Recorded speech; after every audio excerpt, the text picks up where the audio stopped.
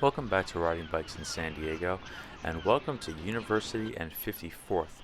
If you've been following the last few days, we're on this ride from La Mesa back into San Diego and through the Mid-City area.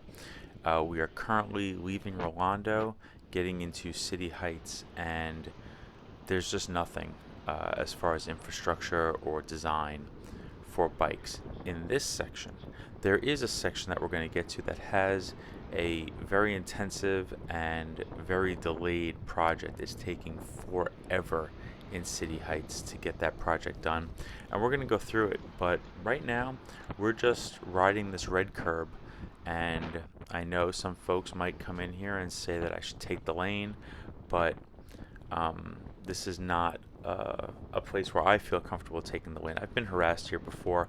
Also, this pavement is garbage. So I feel like if I was taking the lane, there would still be a lot of moving around within the lane, and that could be confusing to drivers behind me. As long as there's no parking to pop up, which there shouldn't be because this is all red curb, then I pretty much feel like I have a de facto bike lane on the side of the road. Also, I think that there's room here for it. I think that the space is here. Also, this lane that we're in is ending. So I think that's worth considering too. Could this end a little further back and have dedicated space for a bike lane and some kind of curb? That would be really something. Um, I don't know. I don't know what the possible solutions are. Maybe this little grass strip could be removed and there could be some sort of pedestrian and bikeway that juts out another few feet. I would love to just see something because people need to be able to get from place to place. So we are now approaching what I think is around 50th, and now the curb isn't red anymore. Presumably, maybe people could park there. I don't know. I don't know what the design is. It's sort of just like all left to whatever, although now it becomes red again. The inconsistency is just something that we've had to come to expect, right? If you're riding a bike in San Diego, you are riding through a patchwork of different designs that are stopping and starting, and everyone's trying to figure it out. Drivers, pedestrians, people on bicycles, it doesn't matter. It's just a mess all the time. And there's this big hill coming up here. You could see it. But I also have to figure out, I have to negotiate these drivers who are in a place where they should be driving in the lane, but I have to get out of the way of this parked car. Never mind that there are parking lots all over the place here. So, I don't understand why the city at some point said that people need this street parking when so many of these businesses have parking lots.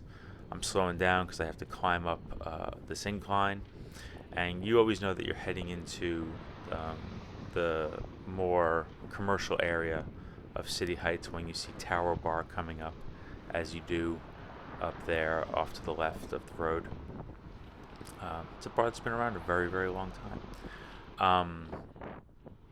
I have to negotiate this parking and drivers coming. Although, I gotta say, when I've been over here, it's never really that full of drivers.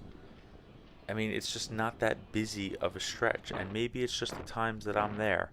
But I always love it when people are like, oh, we shouldn't build bike lanes because nobody ever rides in them. The amount of times I'm on roads like this and I'm like, there's nobody else in the lane. There's nobody here. Kind of seems like it works all ways. We are now getting into the major commercial district, and there is a bike project that's going to start up. We could see the orange cones and barriers out in the distance, but look at what you have to ride through to get to what they're building. Do you know what I mean? Like, they do these projects, and when I say they, I mean both the city and Sandag. This isn't just an amorphous abstraction they. They do these projects, Sandag, but you got to get to them, and then when they're done, you have to connect to something, and the connection just isn't here yet. This has been in projects. This has been going on. This construction, I'm going to say at least a year and a half, maybe even 2 years. We have a traffic circle there, but no markings yet for bicycles to tell people driving cars that there will be bicycles here. There's still a bunch of road parking, so we have some door zone action hanging out here. And luckily, even though the road is closed to drivers, I don't care. As a matter of fact, one of the things that I wanted to highlight in this particular video is that this road is closed, and I am just going on the sidewalk carefully, obviously, because it's a sidewalk, right? But this reminds me a little bit of the DRT, which is an event we did last year. A fellow named Brian put that together. He makes the velo lockers, and what I like about this, or at least the lemonade I'm making from these lemons, is that when you're in a car, if the road is somehow obstructed, you're stuck. When you're on a bicycle, there are options. You know, you can maneuver a bike around. Thank you to that fella who, I was more than patient behind him, but I have a little speaker going with a little bit of music coming out of it, and he got out of the way for me. I can get around all this construction. Doesn't matter to me. I'm on a bicycle. So, and if there was a physical barrier, I could always lift up my bike and swing it over and then climb over myself also. In the event of a disaster, it's useful to be on a bicycle. Way more useful than being in a car.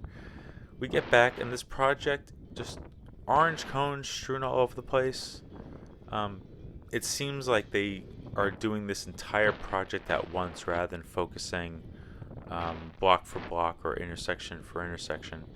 And this looks like it's more complete, but I still see parking. I still see messed up pavement. There are cones diverting me out of the little bit of bike paint there is. This whole pile, this looks like it's going to be a butted out intersection to reduce the amount of space a pedestrian has to cross when they're crossing the street, which is a good thing. I'm excited to see what this project is going to look like when it's done, but right now it's very difficult to envision. And then we get here to Fairmount. And here at Fairmount, you're going into just nothing again. If I go straight, there's no bike lane, there's no infrastructure. I'm going to end up making a left here onto Fairmount, and there's no infrastructure. So for all the investment they're putting in those few blocks behind me, you saw what it took to get to it, and you see what happens on the other end. That person on the bicycle is doing the best he can, going through navigating. But I'm going to wait at this red light because there is a wall of cars that want to go on this road, and I don't need to be in competition with them. I can hang out. I can wait until they have the red light to give me more space to establish myself in the lane, to become predictable so that they are coming to me with a few blocks buffer between us, and it's just safer. This is a really vibrant corner. I wanted to hang out here and not speed it up at Fairmount and University because look at how many pedestrians there are. Look at how many people are here and moving around outside of cars, and look at the design they have. It's a bummer, and I wish it wasn't like this.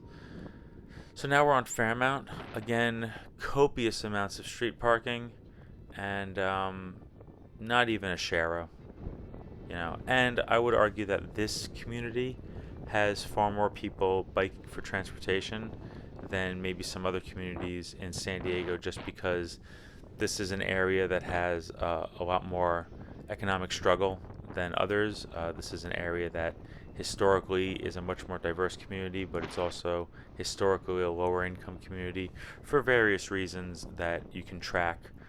Various policies that have kept this community where it is economically, and have done things to the population in various ways that have led to the conditions we have. We stay on Fairmount for a little bit, and it does become a one-way, and it becomes a one-way after El Cajon Boulevard. I am going to stay in this left lane here because my intention today is to make a left on El Cajon Boulevard. Maybe I'll share a bit of that just so that you can see what we're getting into. But frankly, it's the only road where we have infrastructure, so we're going to stay in it. And from here, we're just going to drive left and ride a bike. Thanks so much.